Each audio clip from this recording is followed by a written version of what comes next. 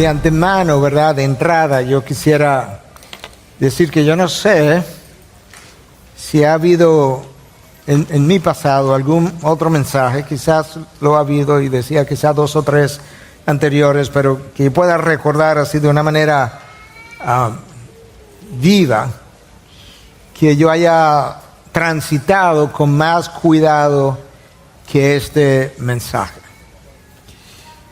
Y lo menciono por razones que serán obvias en la medida que lo desarrollamos. Pero en el día de hoy vamos a estar explorando un par de atributos de Dios que yo considero, y de esos dos, uno de ellos, que yo considero el más rechazado por creyentes y no creyentes.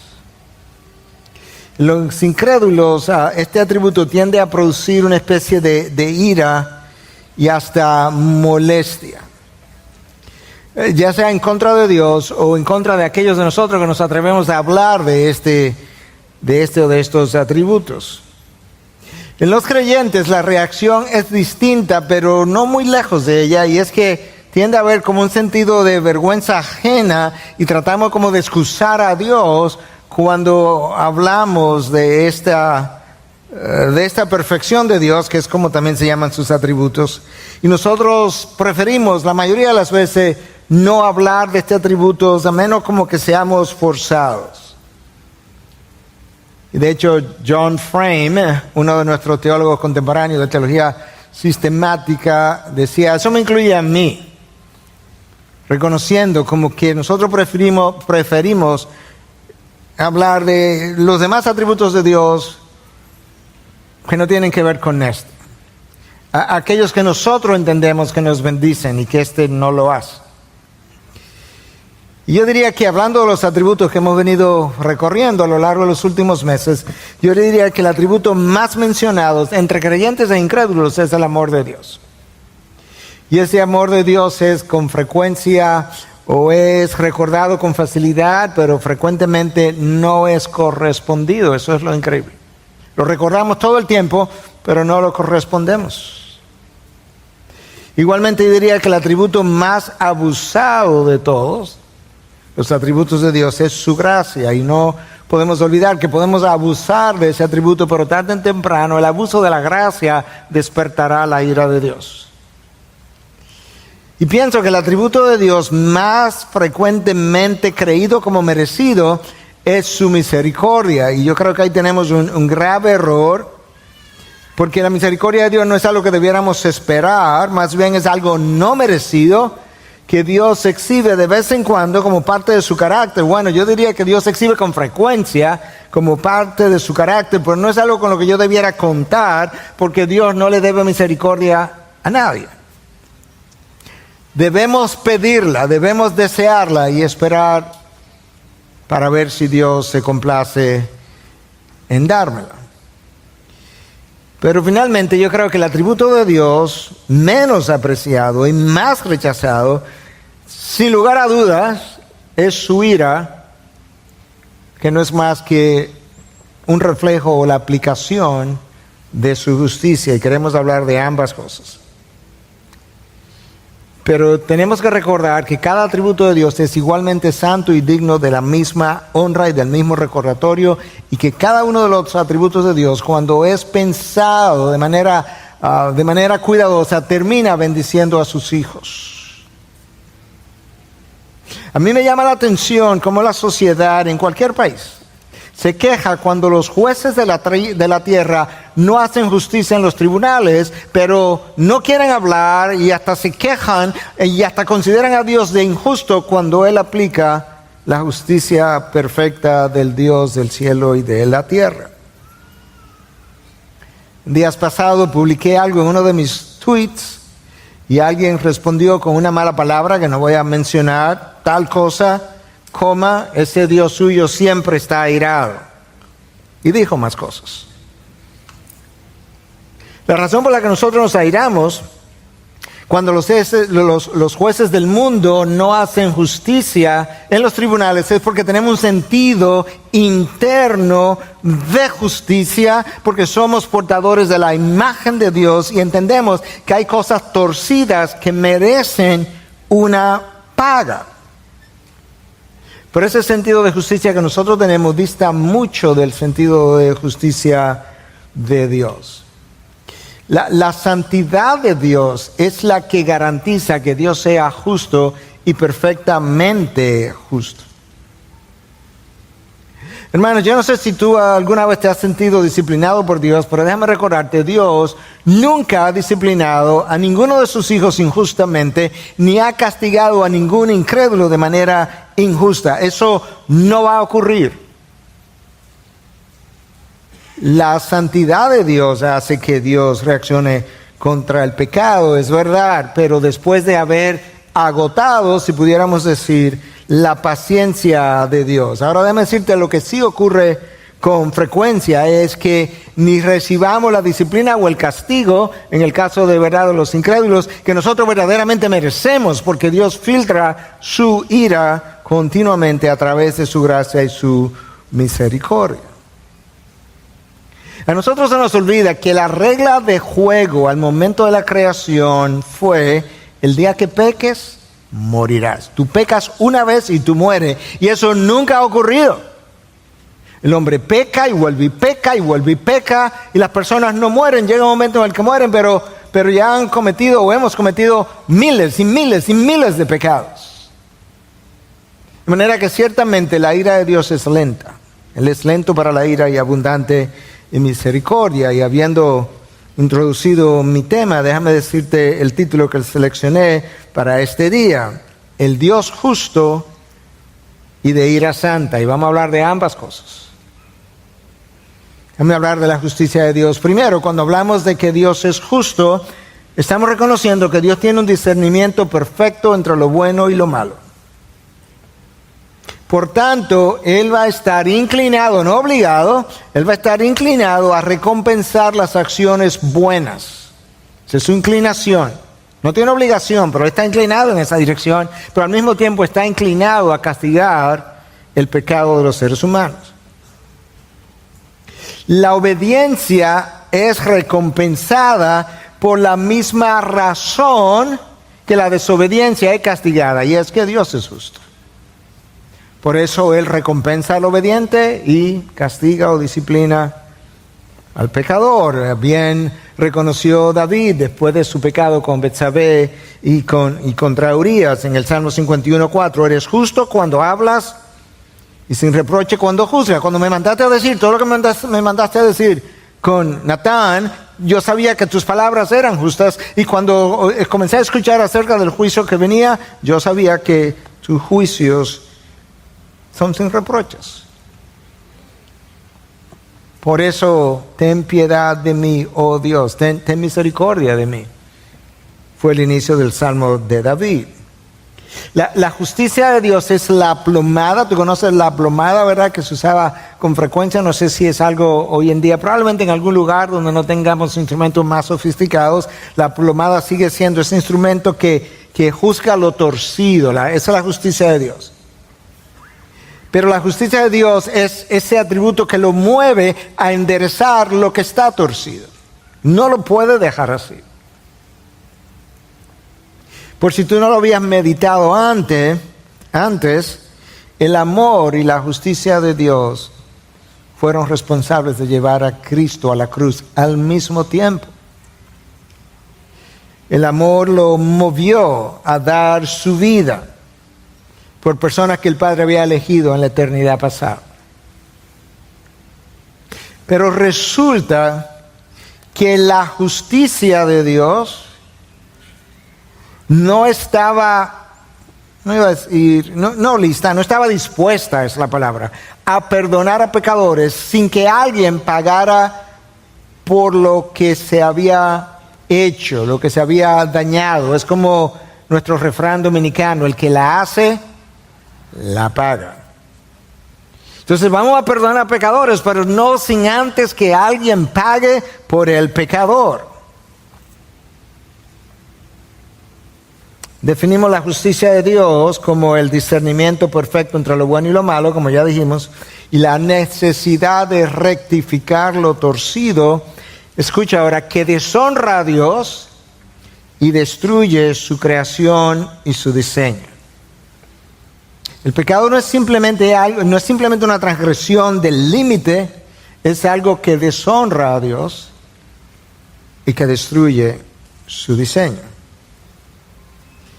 Por tanto, la ira de Dios ahora es la reacción, te lo voy a leer con cuidado. Te decía que yo creo que este es uno de los mensajes que yo he preparado con más cautela. Es la reacción santa, la ira de Dios, en contra del pecado por parte de un Dios justo que nos ha dado una ley sabia que ha sido violada múltiples veces por personas que han ignorado su revelación y han hecho caso omiso a sus múltiples advertencias. Déjame decir eso otra vez, para aquellos de nosotros que somos más lentos. Alguien dijo que sí.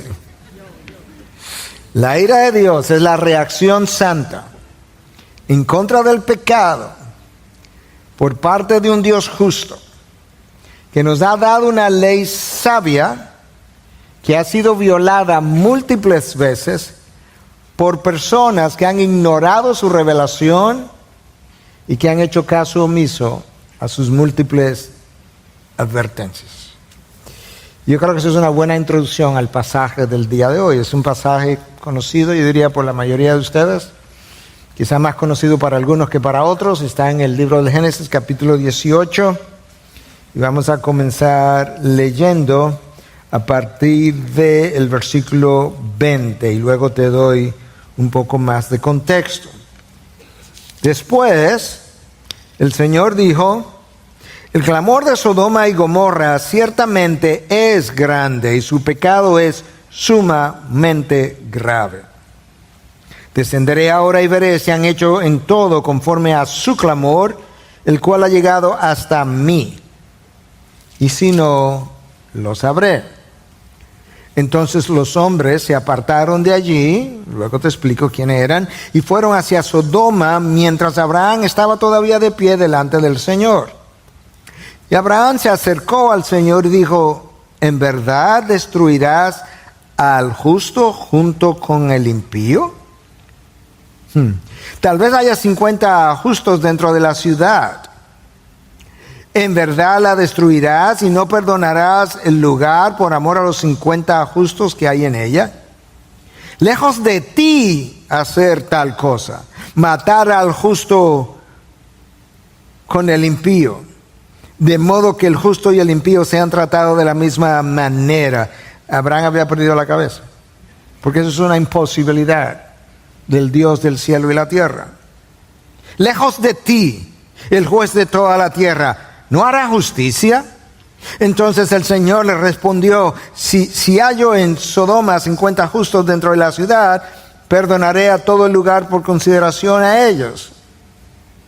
Y Abraham respondió: ahora que me he atrevido a hablar al Señor, yo sé que soy polvo y ceniza, tal vez falten 5 para los 50 justos. ¿Destruirá por los 5 a toda la ciudad? No, Abraham, no por los 5, por los 45 que no están, ¿sabe? Y el Señor respondió: no lo destruiré si hallo allí 45. Abraham le habló de nuevo: tal vez se hallen allí 40. Y el Señor respondió: no lo haré por consideración a los 40. Entonces Abraham dijo: no se enoje ahora el Señor. Yo hubiese estado enojado hace tiempo. Y hablaré: tal vez se hallen allí 30. No lo haré si hallo allí 30, respondió el Señor. Y Abraham dijo: ahora que me he atrevido a hablar al Señor, tal vez se hallen 20. Y respondió: no lo destruiré por consideración a los 20. La verdad que Dios es lento para la ira. Entonces Abraham dijo: no se enoje ahora el Señor, y hablaré solo esta vez. Esta es la última vez, no te digo más. No sigo regateando después de esto. Tal vez se hallen allí 10. No la destruiré por consideración a los 10, respondió el Señor. Tan pronto como acabó de hablar con Abraham, el Señor se fue y Abraham volvió a su lugar. Ese relato comienza en el versículo 1, obviamente. En el versículo 1 del capítulo 18 leemos que el Señor mismo se le apareció a Abraham. Pero el Señor vino acompañado de 2 seres angelicales, eran 3 los visitantes. Y Abraham estaba sentado en la casa, en la puerta de su casa. Y el Señor dice en el texto que Él vino a revelarle a Abraham, de hecho Él lo pone como una pregunta, ¿no le revelaré yo a Abraham lo que voy a hacer? Más adelante nosotros leemos en los profetas que el Señor nunca ha hecho nada sin revelarlo a sus siervos los profetas. Como que el Señor primero avisa. Entonces, déjame hablar con Abraham. Fue y habló con Abraham. Y entonces le dijo a Abraham lo que él pensaba hacer. Nosotros no tenemos los detalles de toda la conversación porque en el texto tú lees que Abraham le dio instrucciones a su esposa para que preparara algo de comer y no fue como preparar una merienda. Él le dijo, probablemente a través de los criados, que fueran a matar un cordero. A que ellos se sentaron ahí a conversar. Pero a través de la conversación Abraham entendió perfectamente lo que Dios estaba a punto de hacer. Entonces con ese texto y ese contexto presentado, yo quisiera que hablemos de varias cosas. En primer lugar, de la gravedad del pecado de Sodoma y Gomorra, versículos 20 y 21. Y el Señor dijo a Abraham, el clamor de Sodoma y Gomorra ciertamente es grande, y su pecado es sumamente grave. Descenderé ahora y veré si han hecho en todo conforme a su clamor, el cual ha llegado hasta mí. Y si no, lo sabré. El clamor que ha subido no es el clamor de gente que está siendo oprimida por otros, no, es el clamor del pecado. El pecado como que grita, por así decirlo, y Dios ha escuchado eso. Y es una expresión, el clamor de estas ciudades, el sentido detrás de esta frase, ha subido hasta mí, que es repetitiva a lo largo de la revelación de Dios. Desde temprano, cuando tú inicias leyendo el libro del Génesis, tú lees que después que Caín mató a Abel, Dios se le apareció a Caín, y esto es lo que dice el texto de Génesis. La voz de la sangre de tu hermano clama a mí desde la tierra.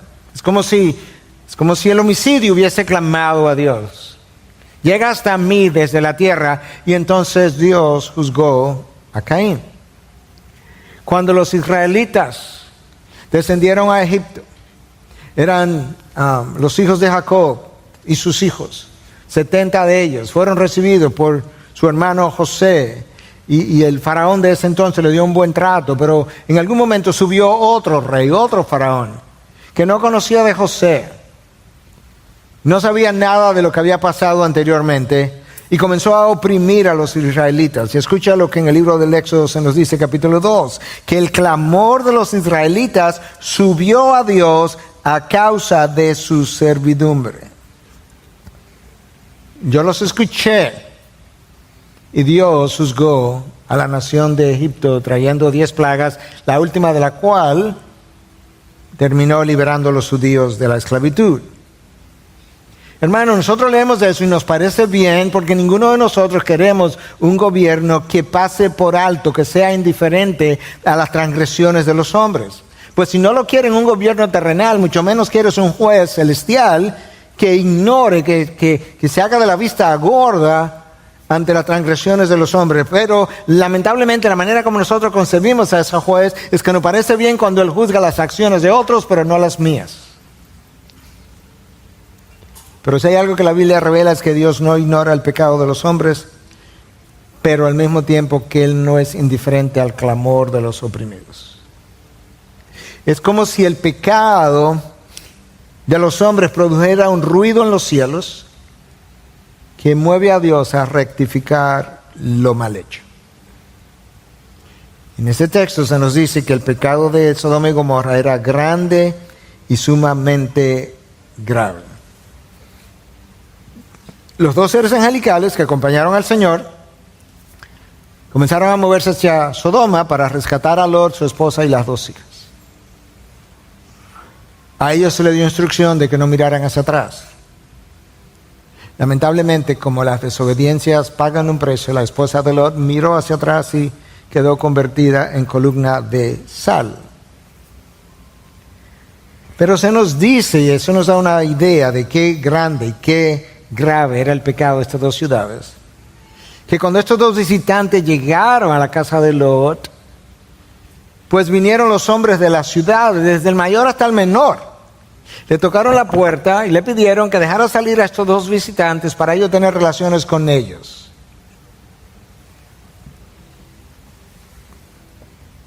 En Sodoma y Gomorra no había sentido de vergüenza, no había sentido de culpa, no había sentido de pudor, no había valor por la vida o por la dignidad humana, no había dominio propio. En fin, no había la más mínima condición para que ellos pudieran establecer la diferencia entre lo sagrado y lo profano. Y esta no es la primera vez que se nos habla del pecado de Sodoma y Gomorra. En 5 capítulos antes, en Génesis 13, se nos dice que los hombres de Sodoma eran malos y pecadores en gran manera contra el Señor. Era una afrenta para Dios. Malos y pecadores en gran manera. Un vocablo similar. Entonces ya vimos la gravedad del pecado de Sodoma y Gomorra. Cuando tú avanzas en la revelación de Dios y llega a Ezequiel, capítulo 16, lo vamos a leer más adelante, todavía se nos trae más luz acerca del pecado de estas dos ciudades. Veamos ahora como segundo punto de enseñanza la intercesión de Abraham. Como tú podrías suponer, cuando Abraham oyó el anuncio de la manera como Dios pensaba hacer justicia con estas ciudades, a él se sintió sorprendido. Y él comienza a interceder por sus habitantes, una intercesión bondadosa, pero el lenguaje, las implicaciones detrás de su intercesión era completamente pecaminosa. Abraham comienza con una simple pregunta: ¿en verdad destruirás al justo junto con el impío? Abraham definitivamente no conocía el carácter de la persona con quien él estaba hablando. Escucha cómo él continúa, versículo 25. Lejos de ti hacer tal cosa, matar al justo con el impío. De modo que el justo y el impío sean tratados de la misma manera. Lejos de ti, el juez de toda la tierra, ¿no hará justicia? Amados, la muerte del justo junto con el impío como pago igualitario ocurrió una sola vez y ocurrirá una sola vez en toda la historia de la humanidad, y hace 2000 años de eso, cuando el Hijo de Dios, el justo, fue a la cruz y tomó tu lugar y el mío, y allí fue clavado entre dos ladrones. Ahí el justo y el impío fueron muertos como pago igualitario por el pecado, los dos ladrones por el suyo y el que estaba en la cruz del medio por el tuyo y el mío. La única vez que el justo y el impío fueron tratados de la misma manera fue en el Calvario. Pero en esa ocasión fue justo que así ocurriera, la única ocasión, y fue justo que así ocurriera porque el justo voluntariamente se ofreció, accedió para cargar con tu pecado y el mío, y por consiguiente en ese momento es cuando él es digno de recibir la ira de Dios. Y por eso es que el apóstol Pablo nos dice en 2 de Corintios 5:21 que aquel que no conoció pecado fue hecho pecado. Ahí está el intercambio glorioso, misterioso, para que nosotros pudiéramos llegar a hacer justicia de Dios en él. Mis pecados imputados, cargados a la cuenta de Cristo, su rectitud cargada a mi cuenta. El problema de Abraham es el problema tuyo y es el problema mío. Para usar las palabras de R.C. Sproul, nosotros no sabemos quién Dios es y no sabemos quiénes nosotros somos. Como nosotros no sabemos quién Dios es y como nosotros no sabemos quiénes nosotros somos, nosotros tendemos a pensar que la justicia de Dios es muy severa. Severa. ¿Cuántos miles de veces tú y yo hemos pecado y todavía tenemos vida? ¿No recuerda la regla de juego? Pecas una vez y tú mueres. Y encontramos entonces en el texto de hoy al pecador Abraham intercediendo y casi reprendiendo a Dios. Escucha, lejos de ti, el juez de toda la tierra, ¿no hará justicia? A Abraham le faltó poco por decir, arrepiéntete, Dios, que el reino de Abraham está cerca. Abraham no conocía a Dios, igual que nosotros, y no nos conocemos a nosotros mismos, ni Abraham tampoco. Cuando decimos que Dios es justo cuando juzga, nosotros estamos enseñando, número uno, que los juicios de Dios son equitativos, no caprichosos y son imparciales. Número dos, que Dios retribuye a cada uno conforme a lo que cada quien merece en esta vida o en la venidera. Eso está en la palabra, 2 Corintios 5:10. Porque todos nosotros debemos comparecer ante el tribunal de Cristo para que cada uno sea recompensado, ahí está, por sus hechos, estando en el cuerpo, de acuerdo con lo que hizo, sea bueno o sea malo. En esta vida o en la próxima, cada cual será recompensado por lo que hayamos hecho en el cuerpo, sea bueno o sea malo. Además, cuando decimos que Dios es justo, estamos enseñando, número 3, que Dios no juzga a nadie emocionalmente. Nunca lo ha hecho. No puede. Él es Dios, es perfecto. Y Dios no pasa por alto, número 4, las injusticias de los hombres. De hecho, el apóstol Pablo escribe a los Colosenses, en 3:25 le dice, porque el que procede con injusticia sufrirá las consecuencias del mal que ha cometido. Y eso sin acepción de personas. Otra vez, es como el que la hace, la paga. Abraham estaba conversando con Dios y entendió que él estaba a punto de juzgar el pecado de Adán, de Sodoma y Gomorra. Y lo que estamos viendo es la intercesión de Abraham. Escucha, otra vez, tal vez haya 50 justos dentro de la ciudad, ¿en verdad la destruirás? ¿Y no perdonará el lugar por amor a los 50 justos que hay en ella? El Señor dijo, si hay en Sodoma 50 justos dentro de la ciudad, perdonaré a todo el lugar por consideración a ellos. ¿Y si son 45? Dios respondió, no lo haré por consideración a los 45. ¿Y si son 40? ¿Y 30? No lo haré. ¿Y si son 20? No lo haré.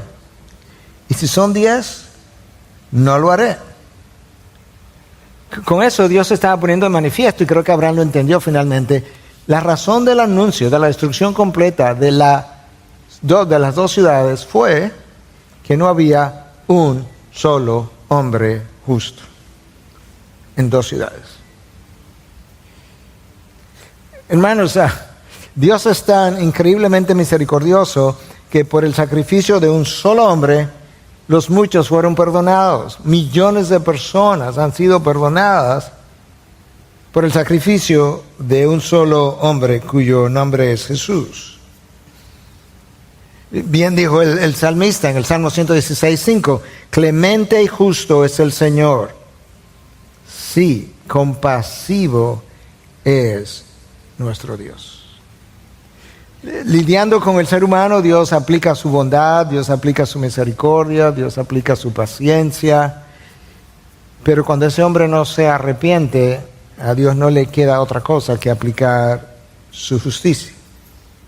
Vimos ahora la intercesión de Abraham. Si sigues leyendo en el libro del Génesis, capítulo 19, te encontrarás que al día siguiente llovió fuego y azufre sobre ambas ciudades. Dios hizo llover tal cosa sobre ellas.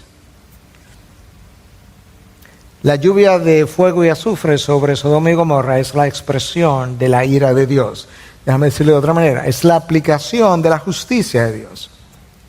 La justicia de Dios juzgó lo bueno y lo malo, juzgó la gravedad del pecado, el tiempo en que el pecado había persistido y en el momento de aplicar su justicia, Dios lo hace y ahí está la ira de Dios, que Dios expresó en respuesta a un pecado que era grave en gran manera, de manera que es como natural entonces que si el pecado era grave en gran manera, que el juicio fuera grave en una misma dimensión.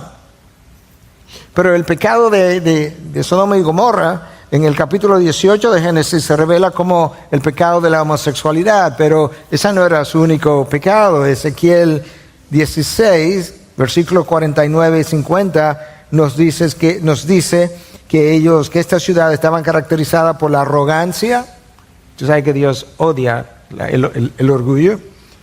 Por su completa ociosidad. No hay nada bueno en el tiempo ocioso. El tiempo ocioso abona al pecado tuyo y mío.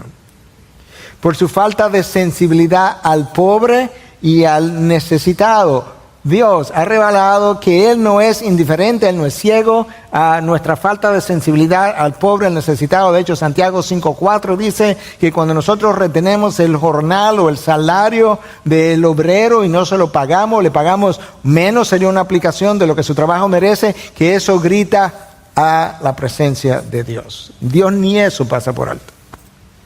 Y estas ciudades son acusadas en Ezequiel 18 por su falta de sensibilidad hacia el pobre y al necesitado y por cometer abominaciones delante de Dios. La palabra abominación en el Antiguo Testamento ha sido asociada a un número de pecados, pero sobre todo pecados asociados a la idolatría y pecados asociados a la sexualidad humana en todas sus formas ilícitas, fuera de su diseño. J.I. Packer inicia el capítulo sobre la ira de Dios en su libro Knowing God, o en español traducido como El conocimiento del Dios Santo, con esta frase. Creo que es una frase reveladora, o este párrafo. El furor es una antigua palabra inglesa definida en mi diccionario. Él usa la palabra furor porque es una palabra que está en la Biblia. El furor es una antigua palabra inglesa definida en mi diccionario como ira e indignación intensa y profunda. La ira es definida como una provocación repentina de un disgusto resentido y de un antagonismo fuerte causado por una herida o insulto. O sea, alguien ha sido herido o ha sido insultado o deshonrado. La palabra indignación es definida como ira justa provocada por la injusticia y la depravación.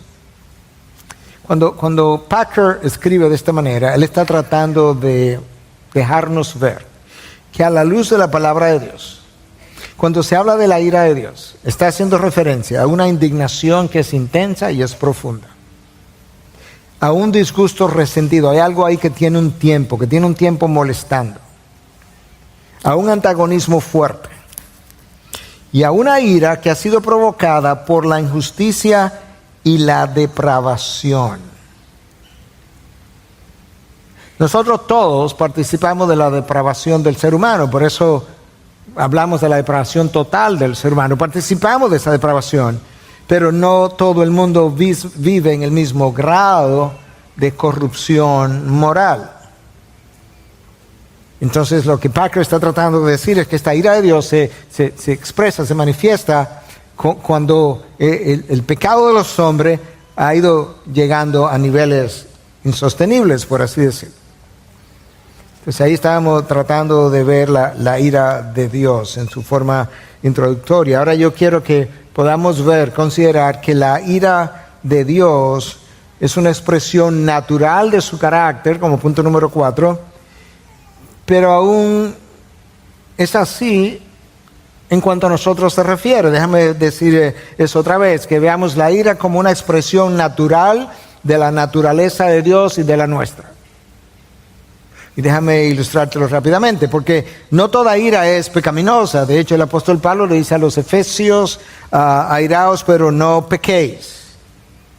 Entonces hay una ira hasta donde yo puedo llegar, pero el problema nuestro es que frecuentemente esa ira es pecaminosa, pero hay razones para nosotros airarnos apropiadamente, de hecho santamente. Imagínate por un momento, yo no quiero ser no quiero traer morbo al púlpito, pero yo me imaginé estas cosas. Y yo me imaginé cómo yo reaccionaría. Imagínate que una hija tuya de 12 años, un hijo, tú te acabas de enterar que ha sido violado o violada.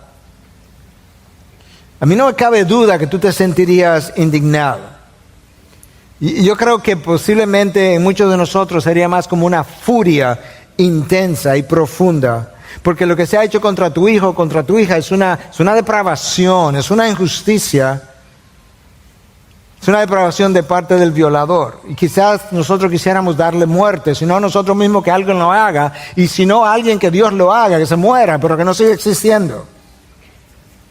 Y si tú y yo, que somos personas pecaminosas, que fuimos concebidos en pecado, que vivimos en pecado, que cometemos pecado a diario, podemos reaccionar de forma tan a algo tan indigno como esto, de una manera intensa. Piensa cómo reaccionaría el Dios absolutamente santo, infinitamente santo, cuando acciones de este tipo ocurren todos los días, no solamente de parte del incrédulo, pero incluso de parte de sus propios hijos. Hermanos, de la misma manera que la voz de la sangre de Abel clamó a Dios desde la tierra, como se lee en Génesis 4:10, el dolor físico y emocional de cada violación clama a Dios desde la tierra. La sangre de cada homicidio clama a Dios. La sangre de cada aborto clama a Dios. La distorsión de cada cosa que Dios ha diseñado para su gloria, pero que en vez de traer gloria trae vergüenza a su nombre, clama a Dios desde la tierra. El grito de un niño que está siendo golpeado por un padre alcohólico, probablemente en este momento en algún lugar de la tierra, quizás en esta misma ciudad, clama a Dios desde la tierra. Las lágrimas de cada esposa que ha sido abandonada por su esposo repentinamente o viceversa. La venta de drogas a niños desde temprana edad para hacerlos adictos y garantizar clientes de por vida no está siendo pasada desapercibida a los ojos de Dios. La mutilación de órganos genitales de niños para volverlos trans en nuestros días grita delante de los ojos de Dios. Y el Dios justo del cielo y la tierra hará justicia. Ten por seguro. En cierta manera, el juicio viene de camino. Cualquier parecido entre ciudades de hoy y Sodoma y Gomorra no es pura coincidencia. Pero la misericordia de Dios no es indiferente al dolor humano. La justicia de Dios no ignora las injusticias de los hombres. La ira de Dios no es indiferente a las acciones pecaminosas de los hombres que Dios detesta. Amados, si tú y yo tuviéramos la misma santidad que Dios tiene, tú y yo reaccionaríamos, sentiríamos exactamente lo mismo que Dios siente, y tú y yo aplicaríamos el mismo grado de justicia, y tú y yo terminaríamos odiando lo mismo que Dios odia, incluyendo muchas de las acciones que nosotros mismos hacemos. Pero no somos como Él. De hecho, eso es tanto así que cuando tú revisas la historia redentora, tú te encuentras que siervos de Dios han podido experimentar la ira de Dios, no la suya, la ira de Dios dentro de ellos mismos en respuesta a ofensas a la ley de Dios. Escucha a Jeremías 6:11. Pero estoy lleno del furor del Señor. Jeremías no dice yo estoy lleno de ira, no. Yo estoy lleno del furor del Señor, estoy cansado de retenerlo. Es como que yo quisiera ya dejarlo salir. Porque lo que mis ojos han visto es insoportable, es a la naturaleza humana. Imagínate a los ojos de Dios. La semana pasada hablamos de cómo Ezequiel en un momento dado dijo que estaba lleno del celo del Señor porque los israelitas habían sido infieles al pacto con Dios. Y como el apóstol Pablo sintió el celo del Señor por los corintios, porque igual estaban viviendo en pecado. Déjame leerte este párrafo porque, como dije, ¿verdad? He querido ser extremadamente cuidadoso con este mensaje. Si Dios es santo, y lo es, y si Dios es justo, y lo es, entonces Dios de manera natural se verá inclinado a hacer justicia porque su misma santidad hace que Él rechace profundamente el pecado. Y su justicia hace que Dios se vea movido a querer rectificar lo torcido y querrá que el impío pague por lo que dañó. Si Dios es santo, y lo es, si Dios es justo, y lo es, entonces de manera natural Él se verá inclinado a rechazar lo que es el pecado y la justicia lo va a mover a Él para que Él quiera que el impío pague por lo que dañó. Adán y Eva dañaron el diseño de Dios y todavía estamos pagando las consecuencias de su transgresión. El salmista escribe en el Salmo 7:11, Dios es juez justo y un Dios que se indigna cada día contra el impío, todos los días. ¿Y por qué entonces nosotros no vemos los juicios de Dios todos los días? Si Él se indigna todos los días, bueno, en parte porque hay múltiples cosas ocurriendo en el planeta Tierra que nosotros no sabemos cuántas de ellas responden a la ira de Dios en aplicación. Pero por otro lado, no lo vemos de esa forma porque Dios en su misericordia y a través de su gracia está reteniendo su ira precisamente esperando el arrepentimiento del hombre. Pero la palabra de Dios, tanto en el Antiguo Testamento como en el Nuevo Testamento, habla de esa ira de Dios contra el impío todos los días. Romanos 1:18 dice que la ira de Dios se revela desde el cielo contra toda impiedad e injusticia de los hombres que restringen o suprimen la verdad. Pero recuerda algo, que toda verdad en la creación, en el quehacer diario o en el diario vivir, toda verdad, no importa cuál es el ámbito, si es sociología, psicología, el ámbito de la ciencia, toda verdad es verdad de Dios. Y cuando se habla de que Dios no es el creador, sino que hubo un proceso evolutivo y demás, esa gente suprime la verdad de Dios, y Romanos 1:18 declara la ira de Dios contra todo el que suprime o restringe su verdad. ¿Tú sabes cuál es la palabra para ira en Romanos 18? Es orge. Yo creo que ya tienes una idea de cuál es la palabra en español, que viene de la palabra griega orge. Es orgía, para hablar de la intensidad de la ira de Dios cuando su verdad es suprimida, cuando cualquiera de nosotros miente, distorsiona, trastoca la verdad, Dios y la restringe. Dios dice, es contrario a mi naturaleza.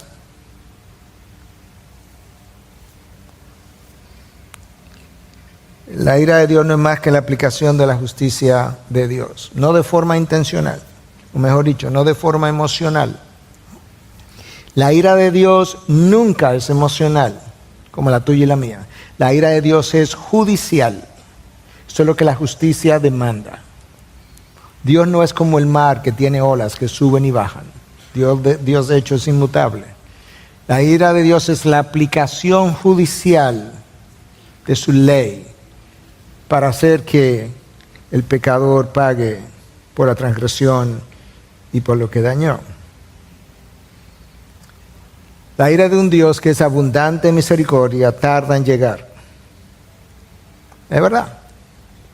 Pero debido a la justicia perfecta de Dios, su ira tendrá que llegar tarde o temprano. Después de 120 años esperando, cuando la paciencia de Dios esperaba en los días de Noé, ¿te das cuenta que Dios estaba esperando en paciencia? Después de esos 120 años esperando, Dios inundó el planeta entero y dejó a 8 personas con vida solamente. Su ira llegó. La ira de Dios quemó las ciudades de Sodoma y Gomorra. La ira de Dios contra los israelitas que se rebelaron contra Él en el desierto por 40 años hizo que Dios evitara que entraran a la tierra prometida, y Él lo declaró que fue su ira la que lo hizo. Escúchalo ahora. Salmo 95, 10 y 11. Por 40 años me repugnó aquella generación. esa no es una palabra, yo no sé si tú usas esa palabra con frecuencia. Yo de hecho no me acuerdo la última vez que yo dije, eso me repugna. Es una palabra fuerte. Dios dice, por 40 años esa generación me repugnó. Y dije, es un pueblo que se desvía en su corazón y no conocen mis caminos.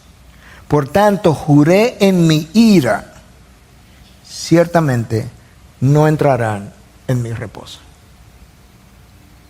Se van a quedar en el desierto, van a quedar enterrados bajo la arena. Wow.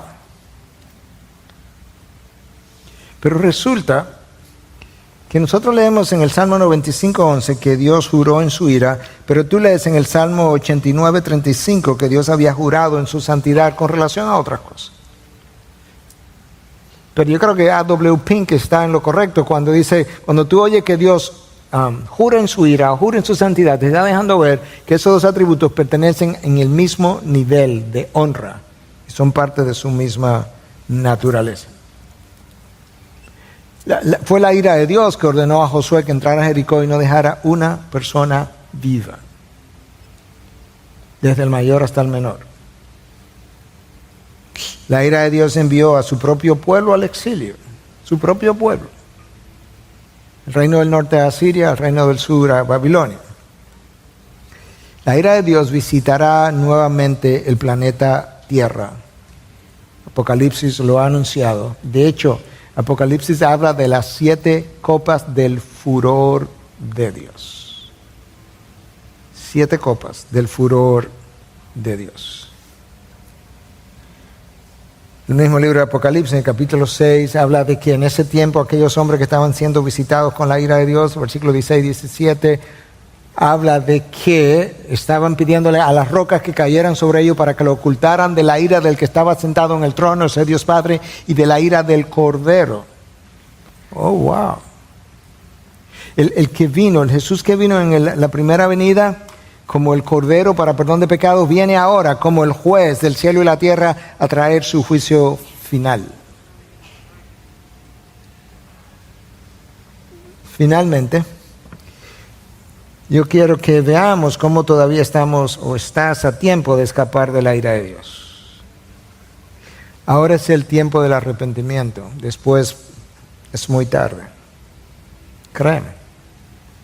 Romanos 2, versículo 4, escucha cómo lo dice. ¿O tienes en poco las riquezas de su bondad y tolerancia y paciencia, ignorando que la bondad de Dios te guía al arrepentimiento? ¿Qué es lo que Pablo está diciendo? Le está cuestionando a los moralistas y a los judíos de su tiempo. Oye, tú vives hablando de que conoces a Dios. Sin embargo, tú parece que estás menospreciando el tiempo que Dios te está dando, su bondad, para que te arrepientas. Tú estás ignorando su paciencia. Dios retiene su ira en espera del arrepentimiento del hombre y aplica su bondad y tolerancia. En otras ocasiones, nosotros leemos que Dios retiene su ira por su propia gloria. Escucha lo que dice Isaías 48:9. Por amor a mi nombre contengo mi ira, y para mi alabanza la reprimo contra ti. Déjame repetir eso otra vez, pero luego decirte cuál es el resultado final de eso. Por amor a mi nombre contengo mi ira, y para mi alabanza la reprimo contra ti, a fin de no destruirte. O sea, es por amor a mi nombre, pero ¿sabes qué? El beneficiado eres tú, porque lo hago para no acabar destruyéndote. ¿Y qué es esto de que es por amor a mi nombre? Bueno, Dios construyó la reputación de su nombre como el Dios del pueblo de Israel, y ahora si el pueblo de Israel desaparece, ¿qué iban a decir las naciones aledañas acerca de el Dios que se atrevió a destruir a los suyos mismos? Pero si yo aplico mi misericordia, pues ahora habrá motivo de exaltar mi misericordia, mi gracia, mi amor. Y eso es parte del nombre que yo he creado, la reputación que yo tengo entre las naciones. Y al mismo tiempo no te destruyo y te doy otra oportunidad de arrepentimiento, pero eso no va a continuar perennemente. Preservando a Israel, Dios manifestaría sus atributos también, pero de otra manera. Pero escucha cómo en Romanos 2, luego del versículo 4, como el apóstol Pablo revela que esto no continúa para siempre, porque versículos 5 y 6 entonces nos dice, pero, o sea, como el arrepentimiento no ha ocurrido, pero por causa de tu terquedad y de tu corazón no arrepentido, estás acumulando ira para ti en el día de la ira y de la revelación del justo juicio de Dios. Versículo 6.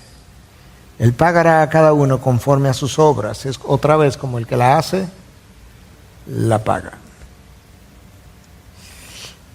El hecho de que Dios recompensa a cada quien conforme a sus obras habla de que Él es un Dios justo, porque es conforme a lo que yo he hecho. Pero Dios es un Dios infinito en santidad, infinito en poder. Y cuando su ira llega, como se refleja frecuentemente, es como fuego consumidor. Es verdad que la frase va más allá de la aplicación literal de la frase, pero el libro de Hebreos, el pasaje que el pastor Luis leyó al principio, habla de que Dios es un fuego consumidor. Lo vimos en el juicio de Sodoma y Gomorra, lo vemos en lo que ocurre en el libro de Apocalipsis y ocurrirá en el planeta Tierra. Por eso es que Pablo habla de la ira de Dios como la severidad de Dios. Romanos 11:22. Es una frase paulina, la severidad de Dios.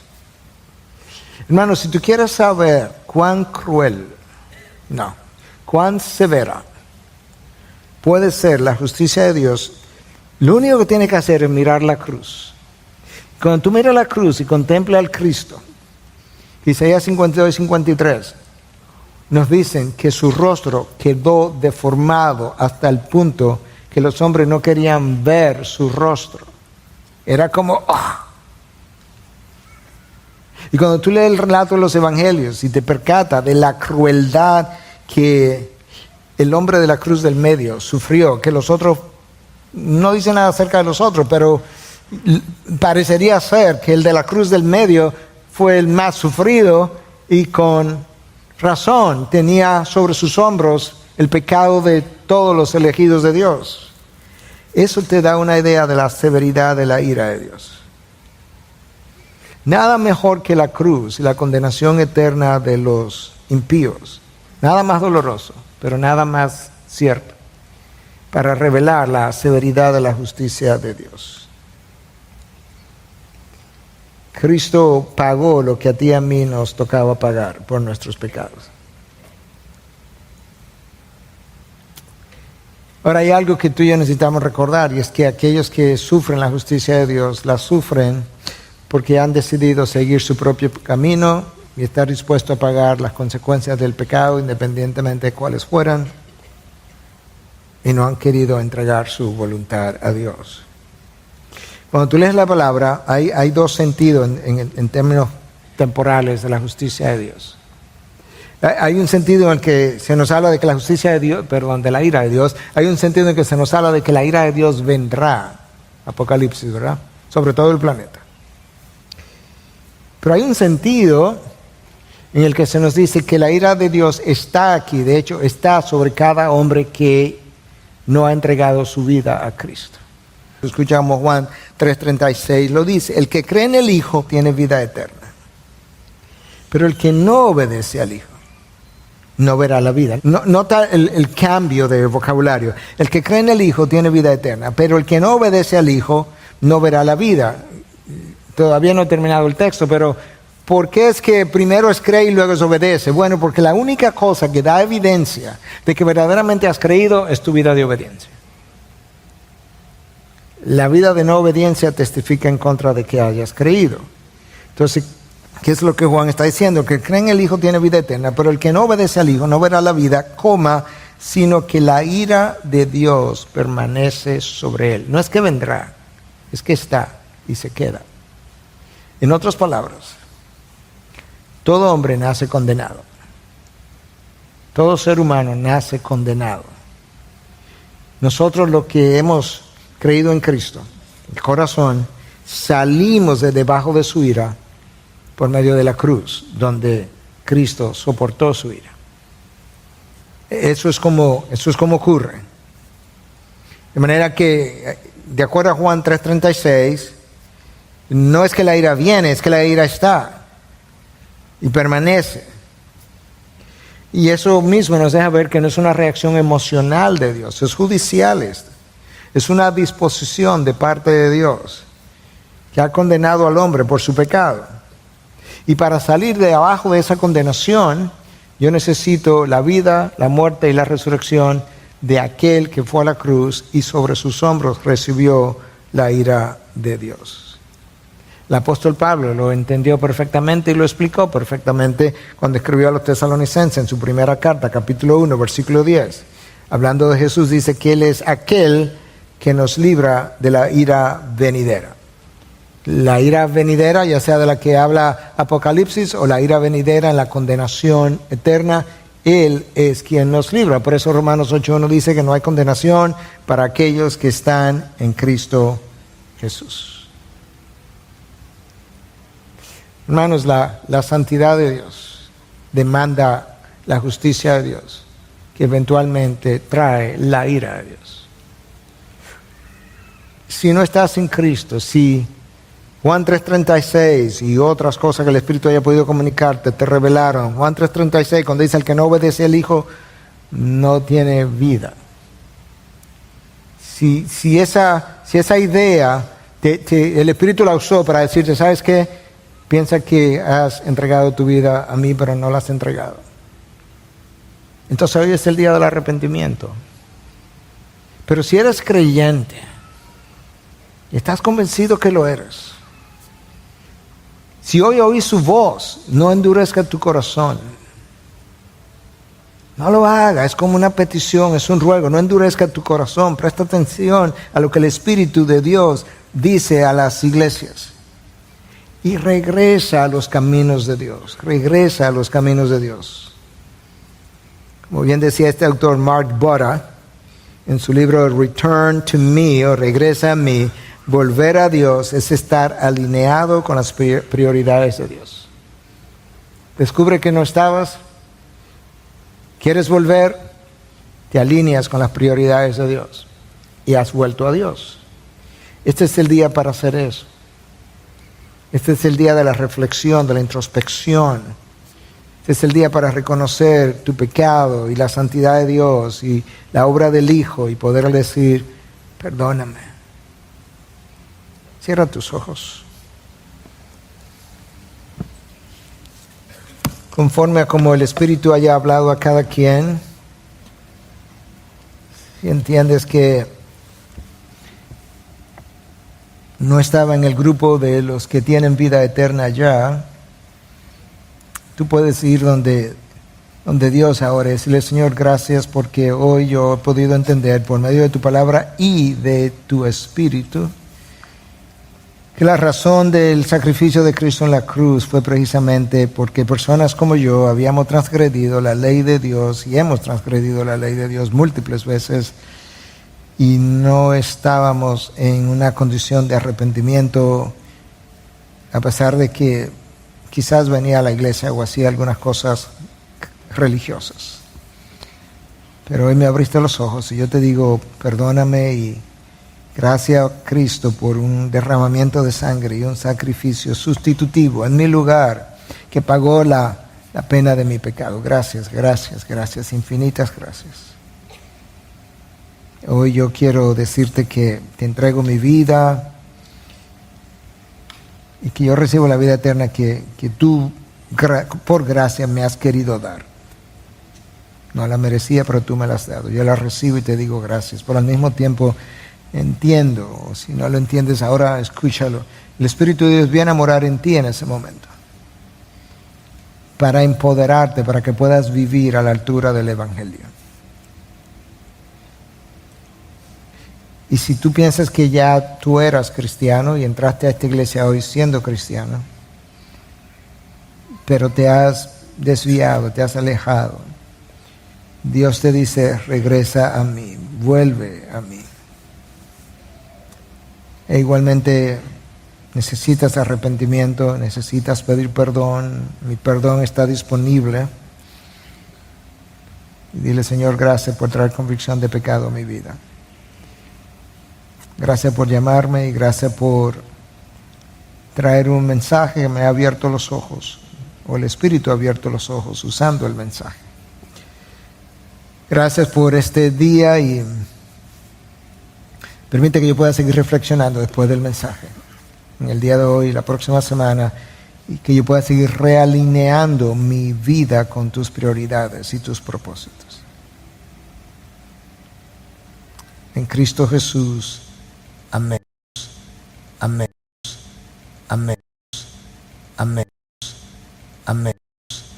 Amén.